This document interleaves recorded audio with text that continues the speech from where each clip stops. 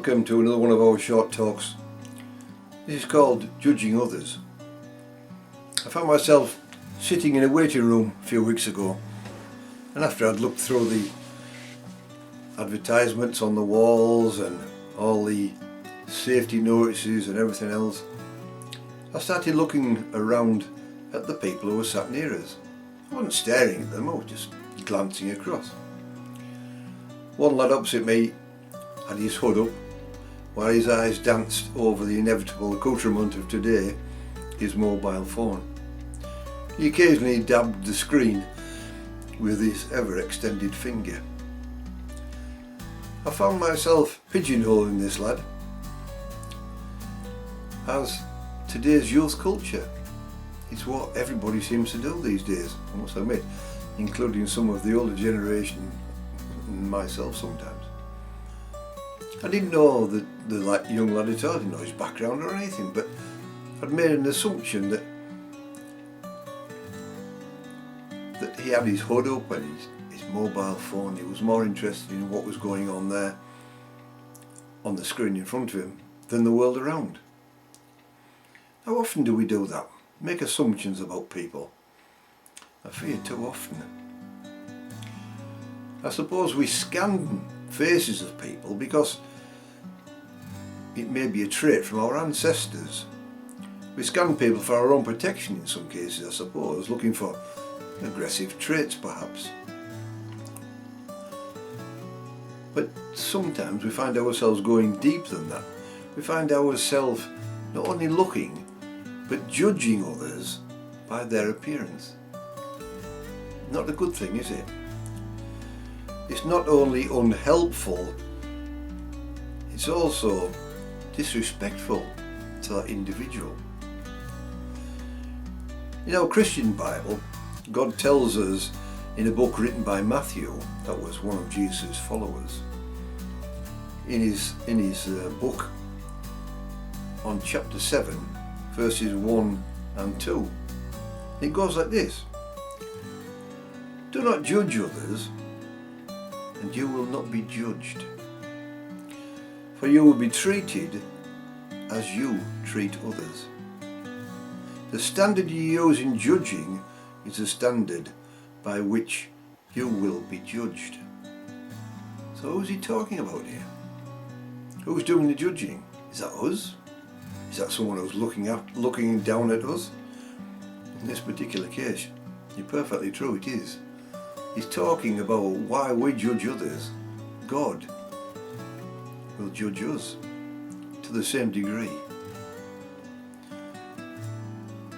So was I being judged by my appearance in the same waiting room as I'd been scanning others? I won't say judging. Probably I was. See, I was dressed in motorcycle gear.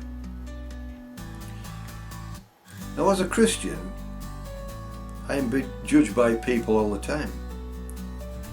But more importantly, by God Himself. And He will have the final say when I meet Him in heaven. That will be the judgment. So, accept others as God has accepted you. God accepted us, faults and all, as we are.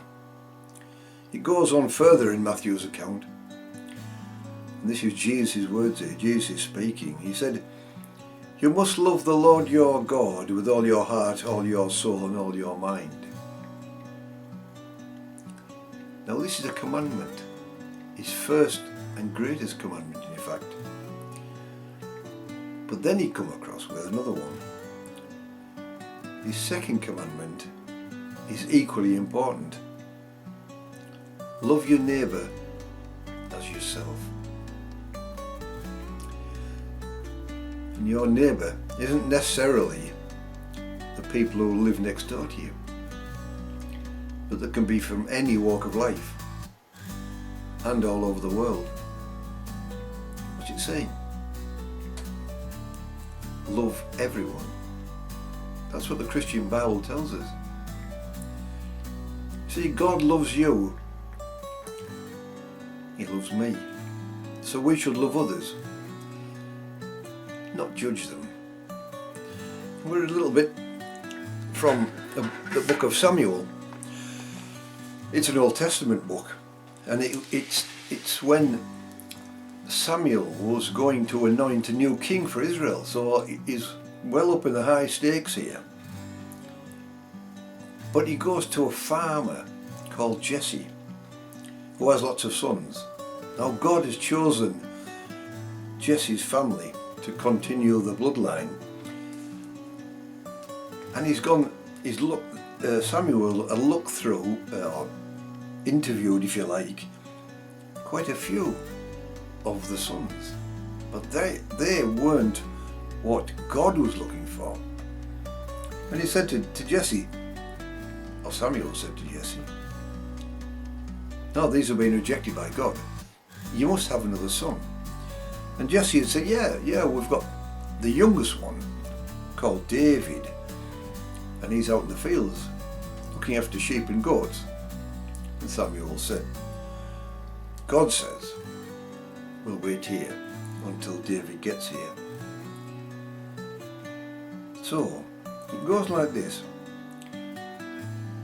Samuel says, send for him at once, Samuel said. We will not sit down to eat until he arrives. So Jesse sent for him. He was dark and handsome, with beautiful eyes. And the Lord said, this is God speaking to Samuel, this is the one, anoint him. In other words, put oil on him. That was the way. He was anointed into a kingship. That's what happened in those days. So David stood there among his brothers, and Samuel took a flask of oil that he had brought, and he anointed David with the oil.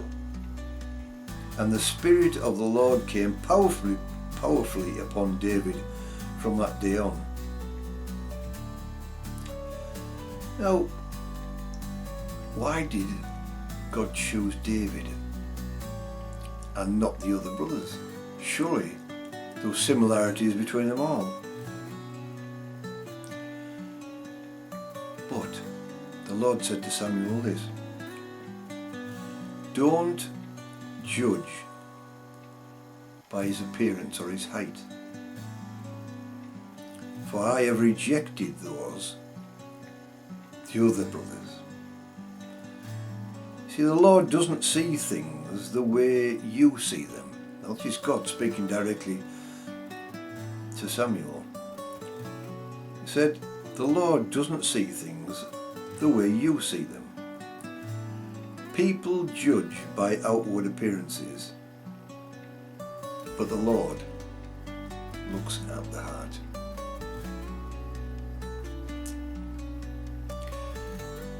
God loves you so much. People around us judge us, but He won't judge you. He accepts you. And just as a footnote, the young lad in the waiting room put down his phone and his hood and spent the rest of his time, before he was called in, talking with a lady next to him. It was his mum. Never judge others. Never make assumptions, because God accepts you as you are, so we should accept and love others the way they are. God bless you. Have a great week.